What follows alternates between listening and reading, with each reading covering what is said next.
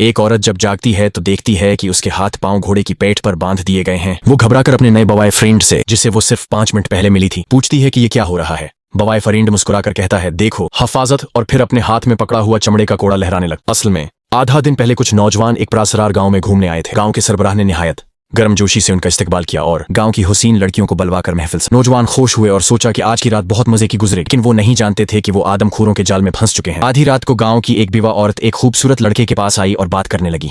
थोड़ी देर में दोनों के दरमियान इशारे चलने लगे और वो मजीद कुर्बत के लिए तैयार हो गए। मगर बात शुरू होने से पहले विवा ने कहा कि एक खेल खेलते हैं। इसने एक पाइप उठाकर लड़के के मुंह में डाल दिया। जैसे ही वालों खोला गया, लड़के को अजीब महसूस हुआ क्योंकि उसके पीठ में जाने वाला माया दरअसल तेजाब था। चंद सेकंड में इसके जिस्म से धुआं उठने लगा और नीचे का वस्त्र भी जलकर सोराख हो गया। जल्द ही अगला शिकार सामने आया, एक खूबसूरत लड़की। एक खूबरो गांव वाले की मीठी बातों में आकर वो उसके साथ अस्तबल में चली गई। जैसे ही वो करीब आए, गांव वाले ने उसकी आंखों पर पट्टी बांध दी और फिर वही मंजर पेश आया जो आगाज में बताया गया। रात गए गांव का सरबराह नौजवानों को दावत पर ले आया। सब लोग दस्तरख्वान पर रखे गोश्त की तारीफ कर रहे थे, मगर ये नहीं जानते थे कि ये गोश्त इसी लड़की का है। अगले दिन गांव में एक डांस पार्टी हुई। सब हंस खेल रहे थे। इसी दौरान एक लड़की, जिसका नाम छुई हुआ था, एक बड़े घंटे के नीचे ले जाई गई। अचानक पूरा गांव रख गया। छुई हुआ हैरान हुई और पूछने ही वाली थी कि क्या हुआ। तब सबने छतरियां खोल लें।